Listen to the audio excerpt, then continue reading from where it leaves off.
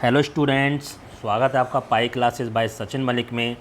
आज का topic class 9th के लिए वर्कशीट नंबर 8, जिसका टॉपिक है रेखा, रेखाखंड और किरण। आज हम सीखेंगे कि ये तीनों होते क्या हैं। हमने पुरानी क्लासेस में भी सीख रखा है, क्योंकि रिवीजन ही चल रहा है हमारा, तो फिर से आपका रिवाइज करा देते हैं कि रेखा क्या होती है। देखो, किन्हीं रेखा एक ऐसी लाइन होती है जिसका कोई एंड नहीं होता, यानी वो इस डायरेक्शन में भी हम कितना बढ़ा सकते हैं और इस डायरेक्शन में भी हम इसको कितना भी बढ़ा सकते हैं। इसको हम स्केल से नहीं नाप सकते, क्योंकि इसके हमें एंड पॉइंट नहीं पता होते। वास्तव में होता क्या, ये बहुत सारे बिंदुओं को ऐसे आपस में मिलाने से बनती है। ये बिंदु मैंने थोड़े दूर दूर ले रखे हैं, लेकिन अगर थोड़ा और नज़दीक नज़दीक लूँगा तो ये हमें ऐसी ही दिखाई देती है। तो इसको हम बोलते हैं रेखाखंड। और इसको हमने कोई भी दो बिंदु ले लिए यहाँ पर ए बी, और ए बी पर ऐसी लाइन बना दी दोनों तरफ एरो वाली, तो इसका मतलब क्या, ए बी एक रेखा है।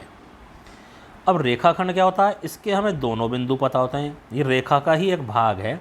किसी भी रेखा पर अगर हमें दोनों बिंदु पता हैं ए और बी, ठीक है, ये हमारी रेखा है और इसमें हमने दो बिंदु ले लिए ए और बी। ये जो ए बी इतना पोर्शन है ये वाला, ये हमारा रेखाखंड बन गया, क्योंकि हम इसको मीजर भी कर सकते हैं, माप भी सकते हैं फुट्टे से। देखो, रेखाखंड रेखा का ही भाग है जिसके दोनों अंत बिंदु निश्चित होते हैं। इसको मापा भी जा सकता है।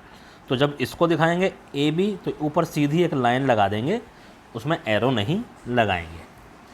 किरण, किरण क्या होती है, इसका एक बिंदु तो हमारा निश्चित है, हमें ये तो पता है कहाँ से स्टार्ट हो रही है, और जो दूसरा बिंदु है वो निश्चित नहीं है, ठीक है। तो ये पता नहीं कहाँ तक आगे तक जा रही है। तो किरण क्या, ये भी रेखा का भाग है जिसका एक अंत बिंदु है, किंतु दूसरी दिशा में यह अनंत है। दूसरी दिशा में पता नहीं है कितनी दूरी तक जा रही है। तो इसको जब दिखाएंगे तो इसको ऐसे दिखाएंगे, एक साइड हम एरो, क्यों, एरो की डायरेक्शन में पता नहीं कितनी लंबाई तक जा रही है, लेकिन हमें शुरुआती पॉइंट हमें इसका पता है। तो ये नोटेशन है तीनों, इनसे हम देखते ही पहचान कर सकते हैं कि रेखा है, रेखाखंड है या किरण है। आइए, कह रहा नीचे दी गई आकृतियों में पहचानो। तो देखो, ये क्या थी हमारे पास, ये का एक पॉइंट पता है, दूसरा अनंत है, तो ये हमारी किरण हो गई। दूसरा ये हमारा रेखाखंड हो गया, है ना, क्योंकि हमें इसके दोनों पॉइंट पता है। ये दोनों तरफ कितनी भी बढ़ाई जा सकती है, यानी ये हमारी रेखा हो गई। तो इस तरह से हम इजीली इनको पहचान सकते हैं। कोण, क्या था, एक कोण एक बिंदु को मिलाने वाली दो किरणों से, जैसे एक किरण हमने ये बना दी, किरण है ना ये, और यहीं से हमने दूसरी किरण ऐसे बना दी, तो ये दोनों का स्टार्टिंग पॉइंट होगा। अब ये जो इनके बीच का जो घुमाव है, जो माप है, इसी को हम कोण बोलते हैं। यही हमारा कोण होता है।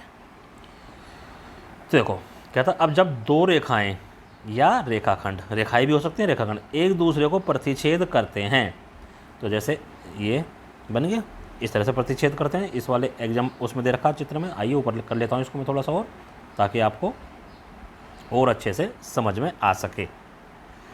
तो कहता जब दो रेखाएं या रेखाखंड एक दूसरे को प्रतिच्छेद करते हैं, ये कर दिया प्रतिच्छेद, चार कोण बन रहे हैं। कौन सा, एक, दो, ये तीन और इधर चार। एक के सामने वाला कोण कौन सा है, तीन। ये होते हैं सामने वाले कोण, इनको हम बोलते हैं शीर्षाभिमुख, क्योंकि ये शीर्ष हो गया, एक शीर्ष के इधर है और एक दूसरी तरफ है, तो ये हमारे कोण बराबर होते हैं। एक और दो, एक और तीन और दो और चार। इधर वाला ये भी हमारे बराबर है, इधर वाला और ये भी हमारे बराबर है, ठीक है। तो ये शीर्षाभिमुख कोण है, यानी कि एक और तीन, दो और चार। साथ में क्या पता चल रहा है, यहाँ से हमें ये भी पता चल रहा है कि ये सीधी रेखा है, तो कोण एक जमा कोण दो, ये क्या होगा, 180। ऐसे ही कोण दो जमा, क्योंकि ये वाली भी सीधी रेखा है, कोण जमा दो जमा तीन, तीन जमा चार, चार जमा एक, सब 180 हमारे होते हैं, ठीक है। ये सरल रेखा पर बने कोण कहलाए जाते हैं। आगे देखिए सेकंड फिगर, जब दो समांतर रेखाओं, समांतर रेखा कौन कौन सी, एल और एम, को एक तिर्यक रेखा, तिर्यक रेखा मतलब कोई भी एक रेखा जो इन दोनों को काटे, प्रतिच्छेद करे, तो दो इसको यहाँ पर प्रतिच्छेद कर रही है, इसको इधर प्रतिच्छेद कर रही है, ये हमारी तिर्यक रेखा है। कौन सी, एन। तो कई प्रकार के इसमें कोण बनते हैं। देखो, सबसे पहले आ रहे हैं संगत कोण।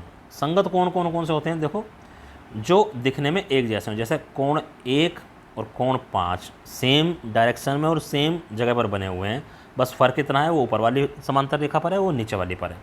ऐसे ही 1 और 5 और 4 और 8, इधर 2 और 6 और 3 और 7, तो ये सारे जो युग्म हैं ये किसके हैं? संगत कोण के हैं।